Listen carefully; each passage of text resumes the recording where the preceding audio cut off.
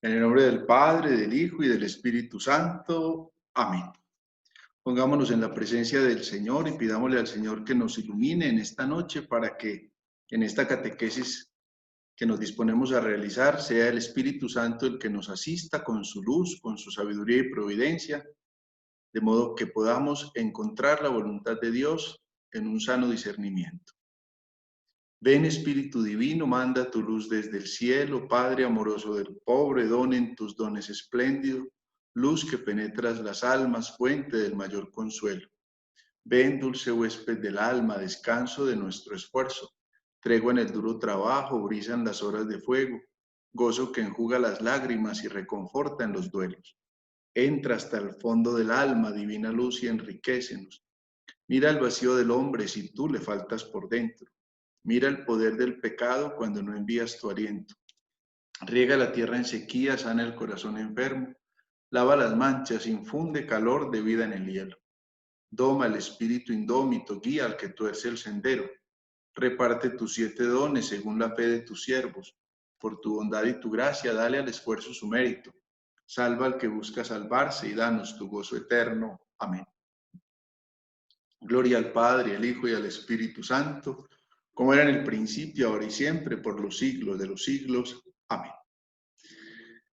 Bueno, desde hace algunos días, pues, habían sugerido algunos de ustedes que nos concentráramos un poquito en este tema de encontrar la voluntad de Dios, para encontrar la voluntad de Dios. El tema, pues, parte de cómo saber cuál es la voluntad de Dios para poderle hacer caso. Y creo que esta frase que trae el apóstol San Pablo dirigida a su discípulo Timoteo, que está en la primera carta a Timoteo, en el capítulo 2, versículo 4, nos ayuda a descubrir cuál es propiamente la voluntad de Dios, porque San Pablo le dice a Timoteo, Dios quiere que todos los hombres se salven y lleguen al conocimiento pleno de la verdad. Para esto, pues he querido dividir esta catequesis como en 6 bloques de los que vamos a conversar. El primero de esos bloques es precisamente la voluntad de Dios. La voluntad de Dios que, cómo nos llega a nosotros, no es que nos llegue de una manera como mágica, o no es que la voluntad de Dios se convierta en una cosa simple y llanamente como imperceptible o casi mágica, sino que la voluntad de Dios nos es manifestada. Eso significa revelación, manifestación de Dios. Esa manifestación de Dios nos es revelada en la persona misma de Jesucristo. No podemos nosotros desconocer que la voluntad divina del amor se topa con la voluntad pecadora del hombre. Ahora en uno de los puntos vamos a trabajar precisamente el segundo punto, esas dos voluntades, la voluntad de Dios y la voluntad pecadora del hombre. Jesús mismo es la mejor manifestación de nosotros que nosotros tenemos para poder encontrar lo que Dios quiere revelar. Jesús viene al mundo, dice la carta a los Hebreos en el capítulo 10, versículo 7, viene al mundo Jesús para hacer la voluntad de Dios. Y eso lo encontramos nosotros repetidamente a lo largo del Evangelio. Por ejemplo, acuérdense ustedes en el Getsemaní, en la oración en el huerto, en Jesús hay como una especie de contradicción. Pues lo que yo quiero no es lo que importa es lo que tú quieres, pero que no se haga mi voluntad sino la tuya. Padre mío, si es posible, aparta de mí este cáliz. Y la carta a los Romanos, en el capítulo 12, versículo 2, San Pablo dice, hay que discernir cuál es la voluntad de Dios, lo que es bueno, lo que le agrada, lo que es perfecto. Y más adelante en los Colosenses, en el capítulo 1, versículo 9, va a decir que tenemos que llegar al pleno conocimiento de su voluntad, con la sabiduría y la inteligencia espiritual. Por eso, como lo va a decir también en la carta a los Efesios, es casi un misterio el poder encontrar esa voluntad de Dios. La voluntad de Dios para nosotros tiene un nombre, el nombre es la santidad. En eso lo dice la primera a los Tesalonicenses, capítulo 4, versículo 3. Por eso la voluntad de Dios viene manifestada, en la acción de gracias, en la paciencia, en la buena conducta. De ahí que San Pablo toca el tema repetidamente. Por ejemplo, en Romanos 12, 2 dice, y no os acomodéis al mundo presente, antes bien, transformaos mediante la renovación de vuestra mente, de forma que podáis distinguir cuál es la voluntad de Dios, lo bueno, lo agradable, lo perfecto. Si nosotros miramos a Jesús, encontramos que Jesús tiene como norma suprema la voluntad del Padre, como lo escuchábamos ahora en el libro, en la oración en el Getsemaní, él está diciendo, pues si es posible, aparte de mí este cáliz, pero que no se haga mi voluntad sino la tuya. Si nosotros miramos ahí en el Evangelio de Juan, en el capítulo 4, Jesús enseñándole a los apóstoles les advierte, es que mi alimento es hacer la voluntad del que me ha enviado y llevar a cabo su obra. Y en el sermón que llamamos del pan de vida, que está en el capítulo 6 de Juan, también advierte, yo he bajado del cielo no para hacer mi voluntad, sino la voluntad del que me ha enviado. Y por eso la carta a los Hebreos, como les mencionaba ahorita en el capítulo 10, presenta el tema diciendo, en boca de Jesús, he aquí que vengo a hacer, oh Dios, tu voluntad. De ahí que si queremos nosotros encontrar la voluntad de Dios, no podemos desprendernos de la figura de Cristo. Es Cristo el que nos va a ayudar a nosotros a comprender la voluntad de Dios. Ese es el primer elemento que le va a dar clave a todo lo demás. En el discernimiento, que es uno de los puntos que vamos a tratar, es decir, en la reflexión que podemos hacer, tenemos que encontrar nosotros la figura de Cristo para poder descubrir cuál es la voluntad de Dios. Pero nosotros nos encontramos con un segundo elemento. El segundo elemento es, hay un misterio del encuentro de dos voluntades, la del ser humano y la de la voluntad de Dios. El ser humano tiene lo que se llama el libre albedrío. Esa realidad se la dio Dios desde el principio, tanto así que pues el ser humano puede en su libertad optar por el bien o puede optar por el mal. Ese es el libre albedrío, tenemos la capacidad de elección.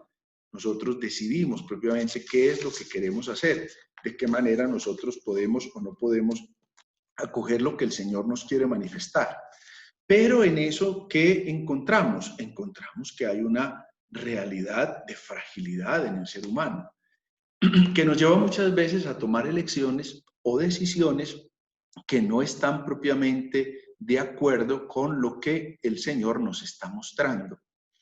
De ahí que si alguna cosa tendríamos nosotros que entrar a discernir es que para encontrar esa voluntad de Dios el ser humano tampoco está solo. Cuando el ser humano se encuentra solo, pues se pierde. Hay del solo, porque cuando caiga no tiene quien lo levante. Tenemos entonces nosotros que abrirnos a los designios de Dios. ¿Qué es lo que el Padre quiere? Y de qué manera estamos consiguiendo aquello que el Padre quiere. De ahí que el discernimiento exija también la acción de la comunidad, y la comunidad representada fundamentalmente en la vida eclesial. La formación de la conciencia moral del ser humano pues va a tener como elemento fundamental la presencia de la comunidad eclesial que nos va a ayudar dentro del ámbito histórico, social, cultural, político, que nos lleva también a asumir una responsabilidad frente a los actos que nosotros vamos a realizar. Actos que están movidos, como les decía ahorita, por la libertad. En la libertad nosotros tenemos que tomar personalmente decisiones morales. Nosotros no podemos estar obligados a obrar contra conciencia. Contamos con nuestra fragilidad, pero en esa fragilidad, ¿de qué manera yo voy permitiendo que la voluntad de Dios vaya actuando dentro de mi propia voluntad? De ahí que pues yo puedo mirar la vida en futuro con confianza, con esperanza, iluminado o guiado por la mano de Dios, o por el contrario, yo me puedo dejar llevar por aquellas situaciones, lo que San Pablo va a denominar la concupiscencia de la carne, aquellas cosas que me hacen muy, muy frágil y que me hacen perder. Ahí, por ejemplo, dentro de este encuentro de las dos voluntades, tiene un papel muy protagónico la figura, por ejemplo, del director espiritual, que me ayuda a hacer un discernimiento dentro de lo que es el querer del plan de Dios. Por eso, más adelante lo vamos a ver, el director espiritual tiene una participación muy importante dentro del discernimiento que nosotros tenemos que hacer de esa voluntad de Dios. No puedo entonces desconocer que en mi condición humana hay fragilidad, que en mi condición humana hay pecado, que en mi condición humana hay muchas otras situaciones que a veces no me van a permitir tener un sano juicio. Todos hemos tenido decisiones que después nos damos cuenta que son equivocadas, porque nos dejamos llevar por la pasión, porque nos dejamos llevar por la falta de elección o de decisión. No tenemos un suficiente como discernimiento de las cosas y se impone mi fragilidad pecadora.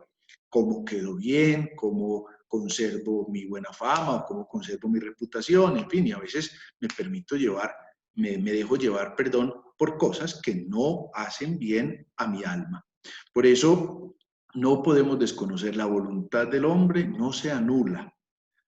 La voluntad de Dios se presenta y Cristo la propone y la plantea, pero en todo momento está la posibilidad que yo como persona tengo para acogerla o para rechazarla.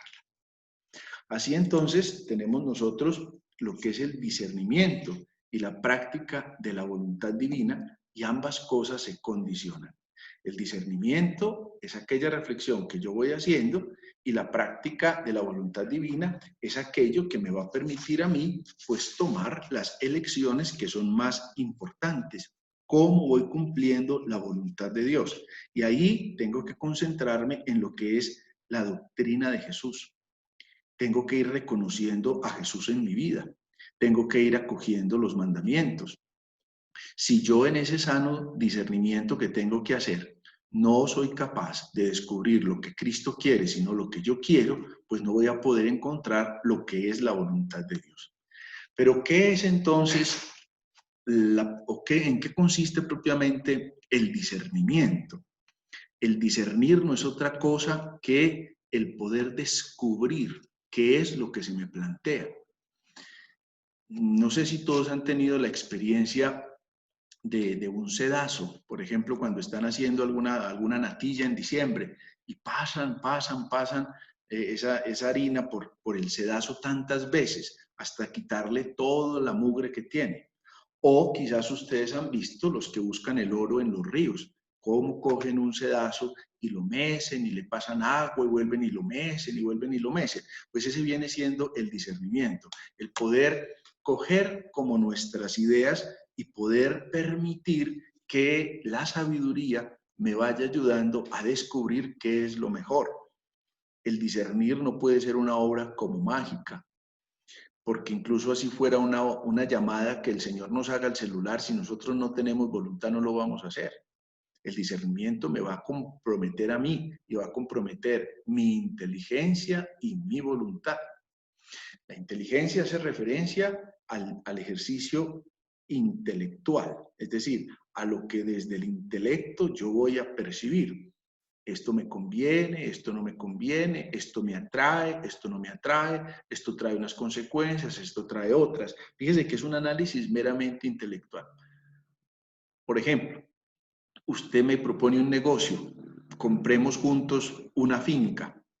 Entonces entra la inteligencia a hacerme una serie de preguntas. Primera, ¿yo tengo dinero para comprar esa finca? Segundo, ¿yo tengo tiempo para administrar esa finca? Tercero, ¿yo tengo recursos para poder invertir en esa finca? Fíjese que todo eso hace parte del análisis del intelecto que yo voy a hacer. Voy racionalizando las cosas y algunas me pueden dar en positivo, otras me pueden dar en negativo. Pero además del intelecto viene también el ejercicio de la voluntad, es decir, lo que yo realmente quiero. ¿Qué es lo que yo quiero? Yo sí quiero comprar esa finca. Yo soy una persona que disfruto en una finca o disfruto con los animales o disfruto con las cosechas en caso de que sea una finca que tenga alguna plantación. Eso me gusta, eso lo quiero. Aquello que yo tengo como prioritario en mi vida familiar, por ejemplo, mi vida profesional, y me va a afectar el hecho de que yo tenga que estar en una finca horas. Entonces, ahí es donde el ejercicio de la inteligencia se tiene que mezclar con el ejercicio de la voluntad, es decir, lo intelectivo con lo volitivo, con lo que yo quiero. El discernimiento es el que me ayuda propiamente a ponderar esas cosas que yo tengo o que yo quiero.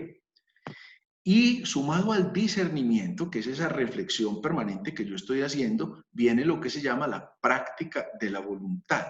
Es decir, ¿qué es lo que, de la voluntad divina? ¿Qué es lo que Dios quiere en mi vida? Y ahí entra propiamente un juego muy importante porque en ese juego entra también la acción del Espíritu Santo. Es donde yo me abro a la acción del Espíritu Santo. Sabemos que el Espíritu Santo nos inunda con la gracia de sus dones, don de sabiduría, don de entendimiento, don de ciencia, don de consejo, don de fortaleza, don de piedad y don del santo temor de Dios. Esos dones son regalos de Dios, regalos que Dios nos va dando. Y en esos regalos que Dios nos va dando, me va dando las estrategias necesarias para yo poderlas usar.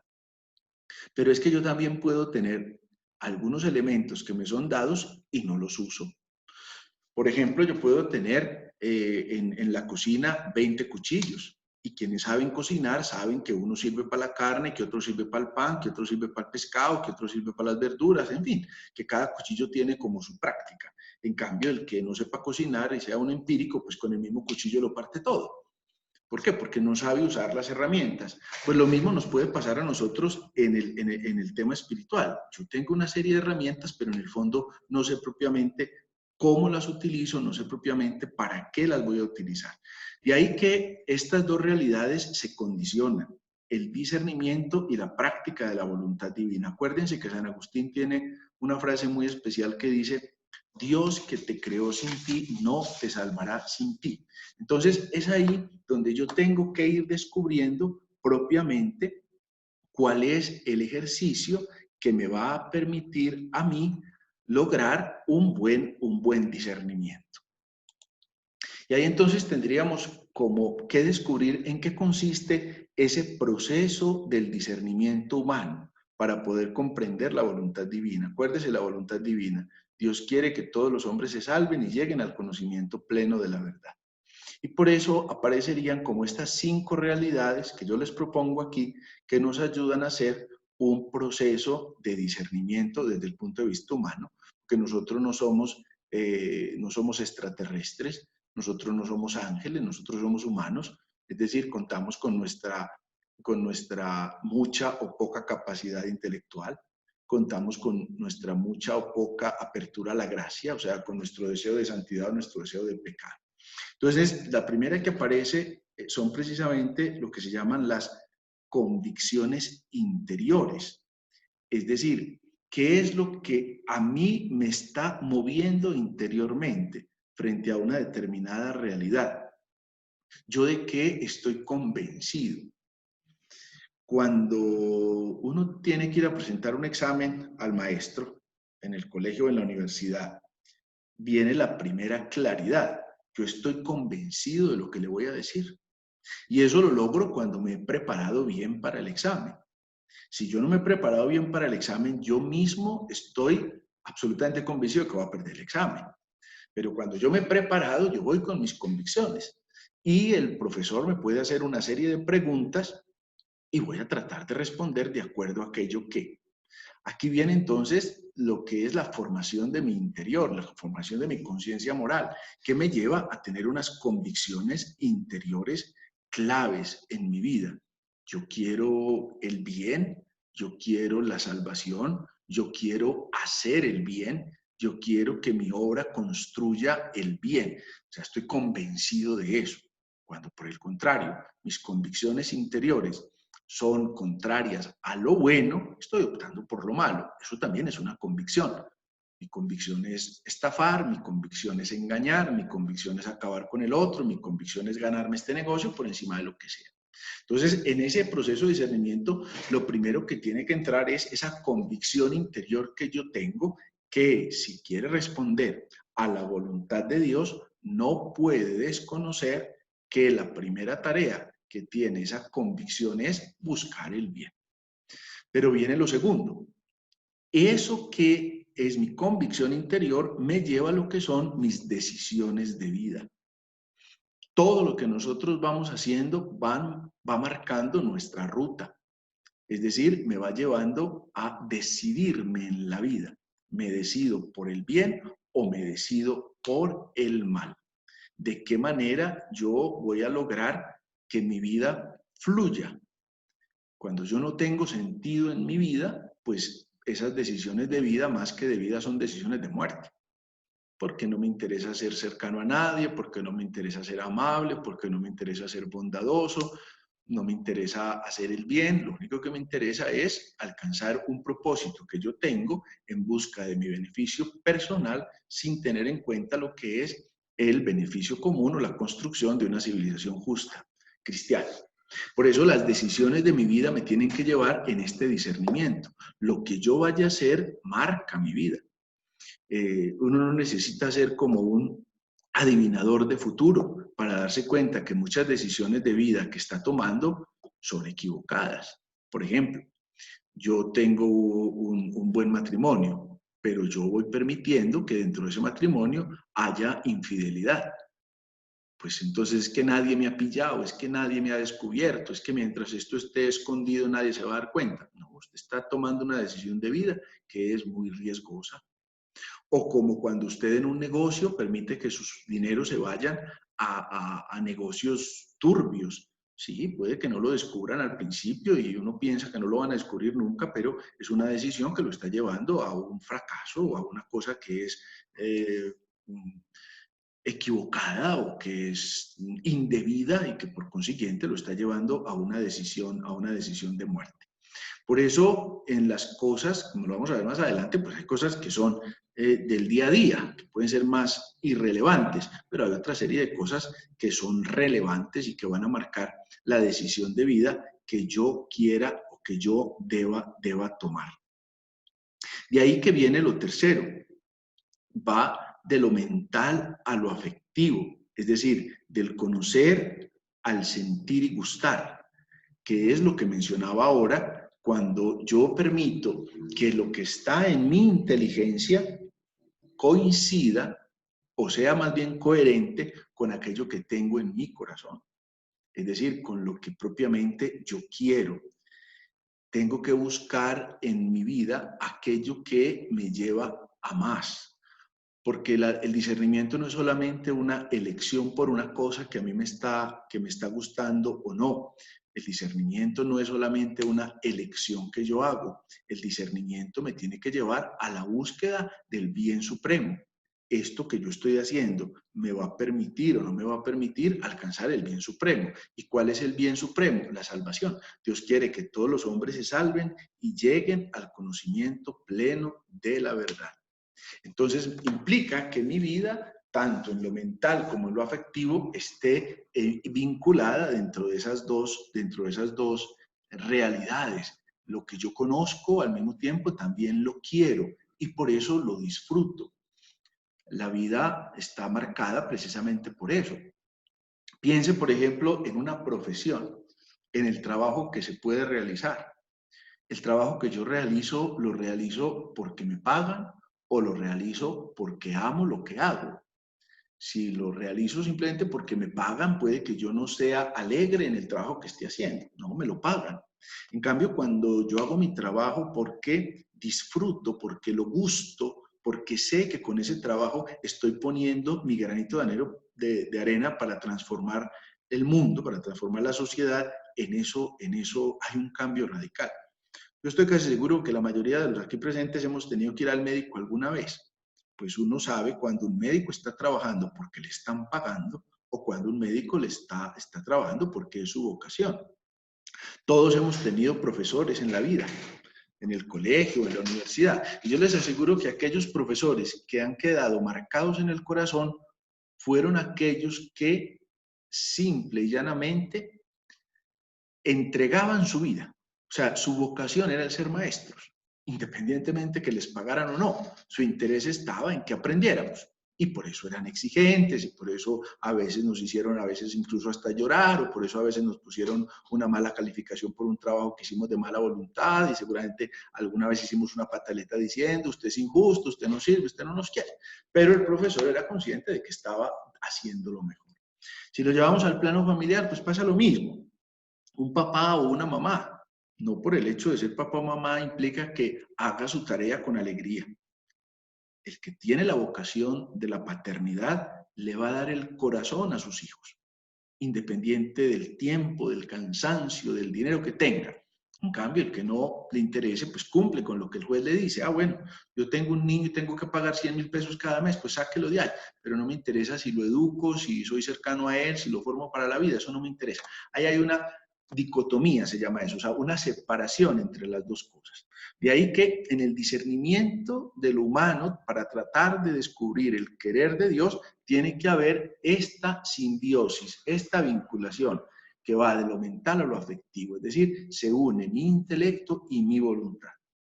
¿Y cómo entra Dios en esta realidad? Por medio de lo que los maestros espirituales van a denominar las mociones. ¿Qué vienen siendo las mociones?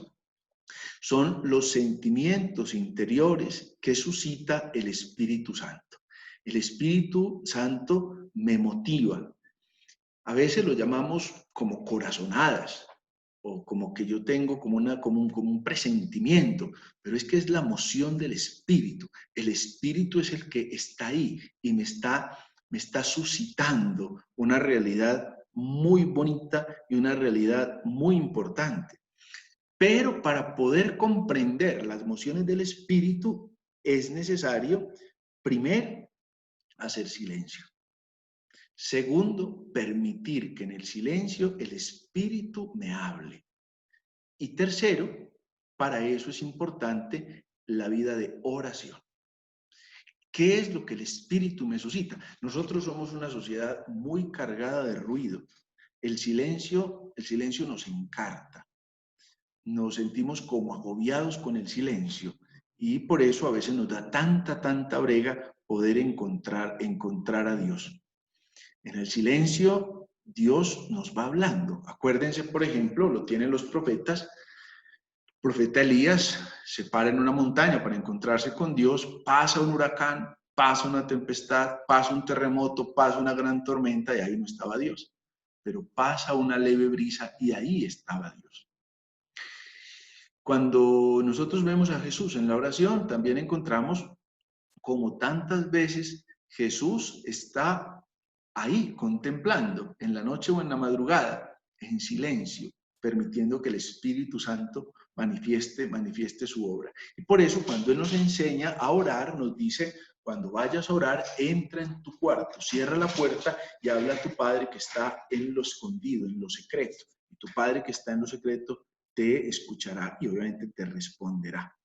Esa moción interior es la que nuestro Señor le explica a Nicodemo en el capítulo 3 del Evangelio de Juan. Recuerdan ustedes que Nicodemo va en la noche a buscarlo, a conversar con el Señor. Y Nicodemo le hace una pregunta en la que le dice, ¿cómo puede uno viejo? Porque el Señor le dice que hay que nacer de nuevo y Nicodemo le pregunta, ¿cómo puede uno viejo volver a entrar al vientre de su madre? Y en la conclusión el Señor le dice, es que el Espíritu es como el viento, que nosotros no sabemos ni de dónde viene, ni de dónde va, ni para dónde va. Pues así es la acción del Espíritu. El permitir que el Espíritu nos hable implica que yo pueda tener un silencio interior, que no es fácil de conseguir. Por eso cuando Santa Teresa de Ávila está comenzando con su orden reformada de las carmelitas descalzas, cuando brega pues a que todas estas monjas puedan hacer la meditación, ella es consciente de que las monjas fácilmente se distraen. Y ella habla de la loca de la casa. La loca de la casa viene siendo la imaginación, que cuando usted trata de hacer silencio es cuando más cosas le vienen a la cabeza. Piense, por ejemplo, cuando quiere hacer un momentico de oración, en ese momento se acuerda de lo que le faltó por mercar, de la factura que todavía no iba a pagar, de cuando esto se termine yo tengo que ir a hacer esto, o que me voy a perder una serie nueva que va a salir hoy a las 7 de la noche y esta oración está muy larga y entonces me distrae. Cuando menos pienso, ¡pum!, se me acabó el tiempo y no pude lograr hacer silencio interior. El silencio interior implicará un ejercicio permanente para poder descubrir qué es lo que el Espíritu me quiere decir. Y el Espíritu se manifiesta de muchas maneras. Por ejemplo, cuando estamos en la Eucaristía, muchas veces el Espíritu me habla por el medio que yo menos pienso, por una palabra, por una canción, por la predicación que está haciendo el sacerdote.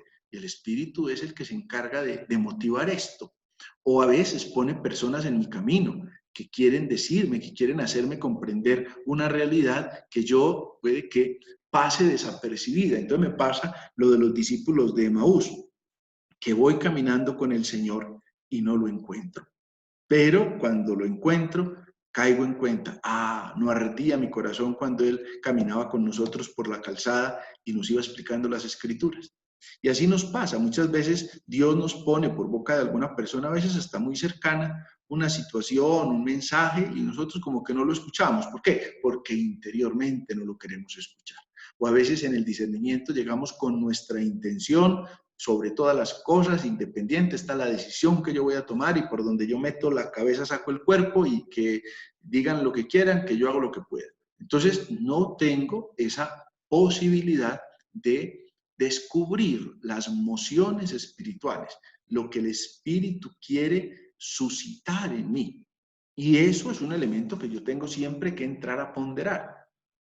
El Espíritu me va suscitando, yo tengo mi inteligencia y tengo mi voluntad, pero el Espíritu me va ayudando, y por eso también es necesario un tiempo prudencial. A veces somos muy inmediatistas y las decisiones las queremos tomar ya, y a mí se me metió una idea y la saqué ya, pero un momentico, volvamos al tema.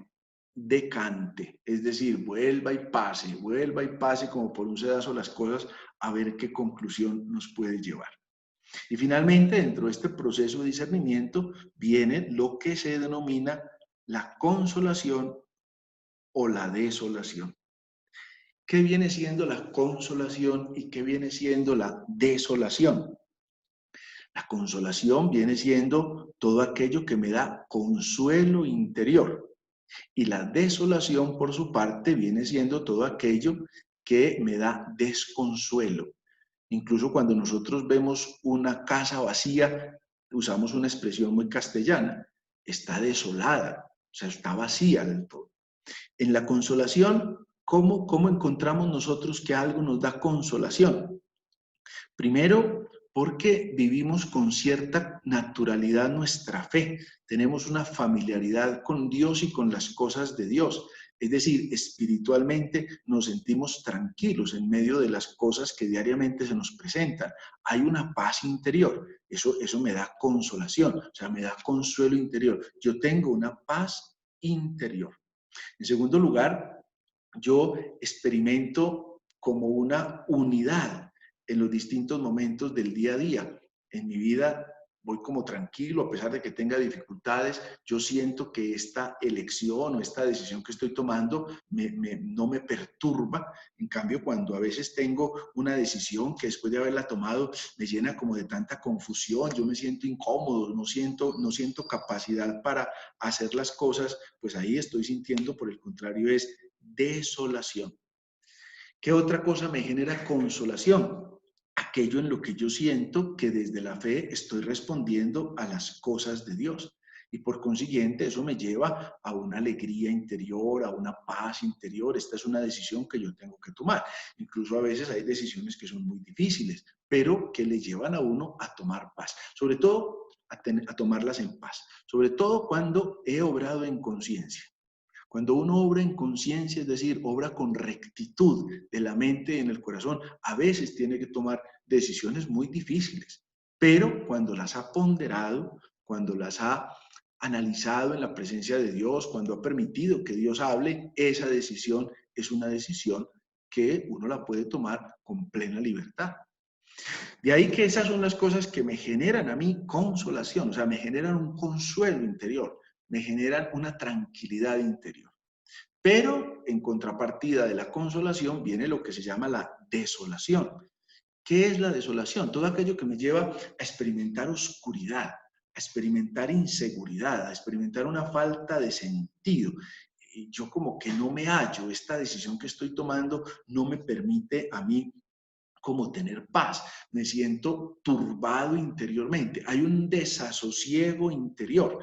Esto no veo que sea una cosa clara, me parece que estoy tomando una decisión que puede ser injusta, una decisión que puede ser que me ayude a sentir un poquito contento un momento, pero después viene un momento como de de desasosiego, aunque repetí la palabra, pero desasosiego permanente. Por ejemplo, cuando yo siento que algo me da un gozo de un momentico, pero eso es como la espuma de una cerveza que sube y rápidamente vuelve y baja, como la alegría del borracho que se emborracha y se siente contento, pero al otro día se siente más triste que cualquiera. Eso me genera desolación, es una desidia, es una flojera en todo lo que yo tengo que hacer, la impresión de que lo que estoy haciendo está mal hecho. Fíjese entonces que en todo voy a encontrar yo esas dos realidades. ¿Qué me da consuelo y qué me da desconsuelo? ¿Qué me da consolación y qué me da desolación? Pero démonos cuenta que por eso este número que está ahí, ustedes tienen en pantalla, este proceso de discernimiento humano lleva un ejercicio que me va llevando de manera progresiva a tomar dentro del querer humano aquello que es el querer de Dios, que es lo que nosotros pedimos en el Padre Nuestro. ¿Cómo entonces, o cuáles serían los elementos que nosotros debemos tener a la hora de evaluar? Y fundamentalmente serían como estas cuatro cositas, estas tres cositas, perdón, que les pongo aquí. Primero, hasta dónde eso que estoy evaluando depende de nuestra propia imagen, de nuestro prestigio o de la opinión ajena frente a lo que somos o hacemos. Cuando yo lo que quiero es aparentar o cuando yo lo que quiero es quedar bien, ya ahí hay una cosa nociva para mi evaluación, para mi elección, porque obviamente acuérdense que en el discernimiento primero hay una evaluación para poder elegir. Entonces, lo importante no es lo que yo pienso, sino cómo quedo bien. Esto no soy yo, pero el otro queda bien, entonces hacemos lo de la foca, que a todo lo que el otro dice yo lo estoy aplaudiendo. ¿Qué tal que cualquiera vaya a pensar que yo estoy en contra de él porque pierdo mi imagen? ¿No? Aquí hay una cosa, mi opinión me tiene que llevar esa inconsciencia. Así haya cosas que son impopulares, yo tengo que saber discernir. A veces en esa parte es muy difícil porque se requiere mucha humildad. Se requiere humildad para poder comprender qué es lo que Dios me está pidiendo frente a este momento. Lo más fácil es que todo el mundo esté contento. Lo más fácil es que todo el mundo quede feliz con lo que está diciendo, pero nos dimos cuenta en el Evangelio, aparece muchas veces que Jesús es claro en el asunto. Incluso en varias oportunidades algunos se le van y Jesús no sale detrás de ellos a cambiarles el discurso. Al contrario, Jesús está con ellos y les muestra con claridad lo que es. ¿Para qué? Porque hay un bien mayor. No se nos puede olvidar eso. El bien mayor dentro del discernimiento es la salvación. Y eso implica la verdad. La mentira siempre está hecha para halagar, para hacer creer al otro lo que no es, y de ahí viene la salamería y de ahí viene la falsedad. Pero eso no es la verdad y nunca me va a permitir hacer una sana evaluación. Entonces yo aquí tengo que tener como primer elemento este. Como segundo elemento también tengo que ver cuáles son mis apegos afectivos. O sea, qué tanto dependo de estas cosas, porque también me puedo dejar llevar por los impulsos. Y a veces los impulsos no son sanos. Cuando yo me voy dejando llevar por cosas que no hacen bien, pues esas cosas que no hacen bien me obnubilan. Es como el enamorado. Ustedes saben que el enamorado tiene el problema de que no logra ver. El enamorado llega un momento en que tiene como una especie está como enceguecido. Todo lo que la otra parte que uno ama hace como que está bien y por eso todos los otros le dicen, pero no ves esto, pero mira aquello, pero mira cómo te habla, pero mira, y el enamorado no logra ver. ¿Por qué? Porque son mayores sus apegos afectivos que la realidad a la que uno tiene que entrar a analizar. Claro, a mí me pueden proponer que me van a regalar una finca de 500 hectáreas y yo me puedo llenar de emoción y me puedo sentir un terrateniente y que es esta maravilla. Entonces primero viene la emoción, el afecto, el apego, el deseo de poseer, que es una condición perfectamente humana. Pero luego viene un momento y dice, a ver, ponga los pies en la tierra. ¿Usted de dónde va a sostener eso? ¿De dónde va a sacar dinero? ¿De dónde va a sacar tiempo? O sea, mis afectos como que se bajan para que mire con claridad lo que estoy haciendo. Y en tercer lugar, para poder evaluar, yo también tengo que prestar atención a mis propios miedos. Porque muchas veces yo me dejo llevar por los miedos y por los miedos puedo estar haciendo cosas que son equivocadas. El miedo ya afecta la voluntad del hombre. El miedo hace que uno no vea con claridad. Y por eso lo que a uno le da libertad es la verdad. Y no hay que tener miedo para poder decir las cosas. Hay que saber cómo se dice. Eso ya hace parte de la prudencia y la moderación en lo que se dice. Pero si yo actúo por miedo, siempre estoy actuando en contra de mi voluntad. Entonces, estas tres cosas que son en negativo no me van a permitir hacer una sana evaluación. Por consiguiente, tengo que transformarlas, tengo que cambiarlas para darme cuenta cómo sí me van a permitir a mí llegar a lo que viene siendo o a lo que debe ser esencial. Así llegamos al último punto de esta catequesis y es cómo lograr discernir. Y yo lo planteo simplemente como en dos formas. El primero, lo que es el discernimiento cotidiano, que es el que tenemos que estar haciendo nosotros en el día a día. Eso desde el catecismo de la primera comunión nos lo presentaron y nos lo presentaban como el examen de conciencia.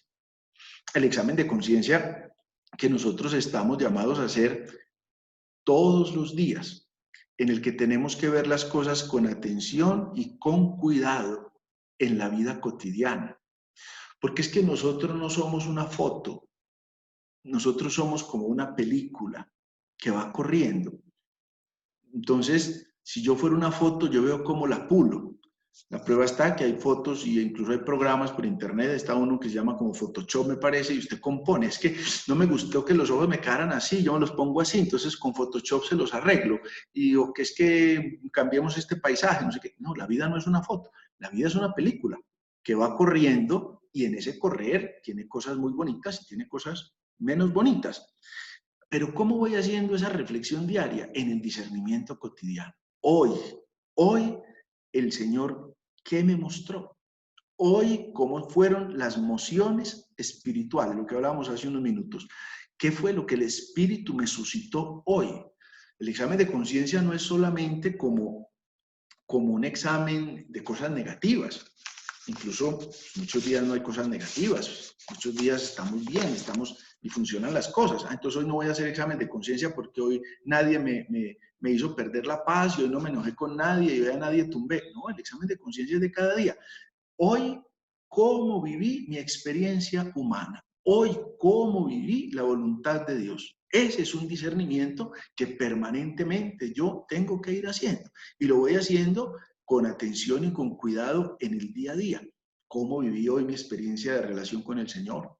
¿Cómo viví hoy mi experiencia de relación con las personas que vivo? ¿Cómo viví hoy mi experiencia de relación con las personas que comparto en el colegio, en la universidad o en el trabajo? ¿Cómo viví hoy mi vida profesional?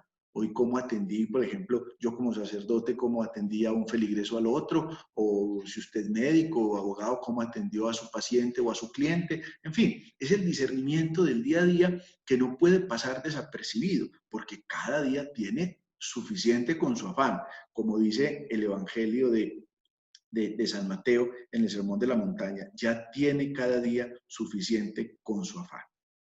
Pero viene otra forma de discernimiento y es aquel discernimiento de una cierta envergadura, es decir, de una cierta trascendencia.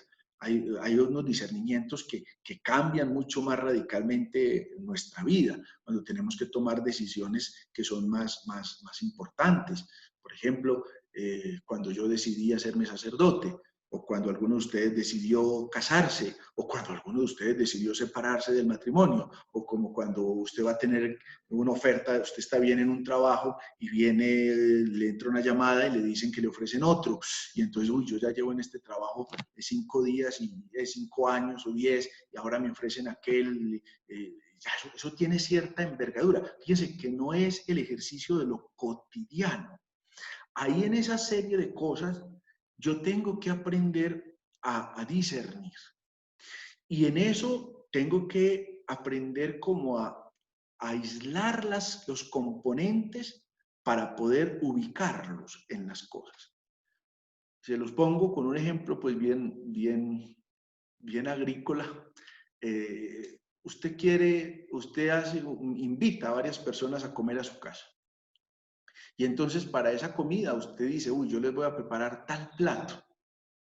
Pero cuando usted va a la cocina, usted empieza a sacar los ingredientes y se da cuenta que para ese plato no tiene esos ingredientes, pero encuentra otra serie de ingredientes que sí le van a permitir hacer otra comida. ¿Por qué pudo lograr que fuera un éxito su comida? No porque se dejó llevar por la primera elección, que era hacer determinado plato, sino porque con los elementos que tenía pudo tomar la decisión para llegar a otro. Y aquí entra el ejercicio, que es un ejercicio muy sencillo, que ustedes pueden hacer cuando tengan que tomar una decisión de cierta envergadura, siempre puesto en la presencia de Dios. Y es el ejercicio de lo que me genera consolación y lo que me genera desolación. Porque una cosa de envergadura yo no la puedo decidir de la noche a la mañana. Por ejemplo, una relación de pareja que viene dañada, deteriorada durante muchos años, pues yo no puedo pretender que de la noche a la mañana con una conversadita con un padre o con un psicólogo la arreglamos. No, entonces ya en estos 20 minutos esto se arregló y se acabó el problema. No, eso ya viene una cosa deteriorada tanto tiempo, hay que llevar a una decisión. O una decisión que me va a llevar a un cambio radical de vida.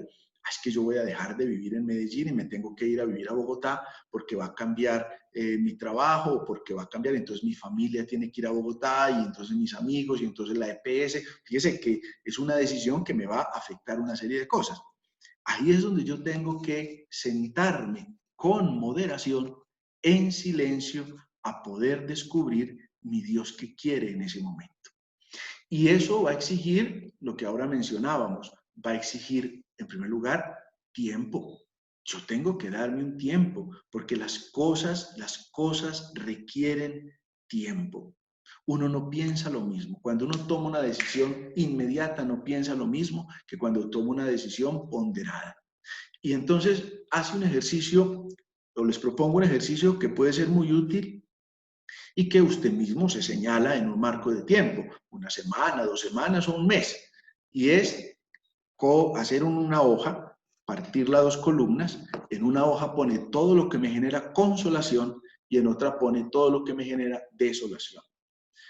¿A qué? A una pregunta. ¿Conviene que yo abandone mi trabajo? ¿Conviene que yo me separe de mi esposa o de mi esposo? ¿Conviene que yo cambie de carrera en la universidad? Fíjese que es una decisión que va a cambiar mi vida, ¿cierto? No es una decisión como me compro unos zapatos o me compro unos tenis, o el carro que voy a comprar es blanco o el carro que voy a comprar es rojo, pues son cosas que son poco trascendentes. En cambio, aquí estoy hablando de una cosa que va a trascender mi vida. Entonces, empiezo a escribir a 2 columnas lo que me genera consolación y en la otra lo que me genera desolación. Y ahí viene también las emociones del espíritu. Es que yo siento en la oración que esto me conviene por esto, o yo siento en la oración que esto no me conviene por aquello. Entonces estoy permitiendo que el Espíritu de Dios me vaya hablando. O es que un buen amigo me aconsejó esto, un buen amigo me aconsejó aquello, o me mostró esto como positivo, o me mostró esto como negativo. O yo mismo veo que a nivel económico gano en esto, o yo mismo veo que a nivel económico pierdo en esto. Y lo escribo todo a lo largo del tiempo que me haya propuesto para hacer el ejercicio, 1 semana, 2, 3, y voy escribiendo, escribiendo, escribiendo. ¿Por qué? Porque cuando puedo escribir eso, yo tengo la posibilidad de ir sacando a flote lo que dentro de mí hay. Es un documento que obviamente pues es una decisión importante en su vida, pues una cosa para no comentar con todo el que me encuentro en el metro, sino que tenga un poquito de relación interior, de fuego interno dentro de mi vida. Y luego, cuando ya termine el ejercicio, yo tengo que contar con 2 realidades que Dios me propone. Primera, la realidad de la oración. Yo voy a la oración con ese documentico que escribí y en ambiente de oración le pido a Dios que me muestre. Ya el documento tiene muchas cosas a favor y en contra. Nosotros nunca vamos a llegar a certezas absolutas, pero sí tenemos que llegar a lo que se llaman certezas morales. Es decir, interiormente, yo en qué siento o cómo me siento más motivado para esta realidad. Y ahí es donde entra de modo particular e importante la figura de un buen director espiritual. Porque el buen director espiritual no es el que me va a decir lo que yo quiero oír. El buen director espiritual es el que me va a ayudar a discernir lo que Dios quiere que yo encuentre. Fíjese que por eso también se necesita humildad. porque ahí entra la comunidad cristiana, entra la iglesia, entra la acción del Espíritu. De manera que yo voy haciendo un buen discernimiento de lo que es la voluntad de Dios. Por eso quiero terminar esta catequesis con esta frase de San Pablo a los tesalonicenses: examínenlo todo y quédense con lo mejor. Esa es la reflexión. Fíjese que se lo pedimos en el Padre Nuestro, que se haga su voluntad. No seamos tan inmediatistas, no esperemos magia. A veces estamos esperando magia. Queremos que alguien como hechizada mueva la nariz y nos diga lo que tendríamos que hacer. Las cosas así no pueden funcionar. ¿Por qué? Porque Dios nos dio libertad y Dios nos dio la gracia de la sabiduría. Es que es un regalo del Señor, pero yo tengo que aprender a discernir. De manera, mis queridos amigos, que encontrar la voluntad de Dios no es una tarea difícil o imposible, sino que es una tarea de apertura al Espíritu, que valoráramos lo que el Espíritu Santo hace. Yo le agradezco profundamente a Dios que nos da eso. ¿Por qué? Porque Dios quiere que yo me salve y que llegue al conocimiento pleno de la verdad. Y eso también Dios lo quiere para usted, que usted se salve y llegue al conocimiento pleno de la verdad. Todos nos hemos equivocado, porque no podemos pensar que una vez que hicimos el discernimiento se acabaron los problemas y ya por aquí fue. No, también a veces nos equivocamos, aunque a veces ponderemos las cosas, pero es que en la equivocación también hay acción de reconocimiento de la fragilidad para darnos cuenta que Dios hasta nos deja meter las patas para encontrar la salvación, porque donde abundó el pecado, sobreabundó la gracia. Entonces, llenémonos con la fuerza del Espíritu y pidámosle al Señor que nos asista hoy y siempre con su santa voluntad.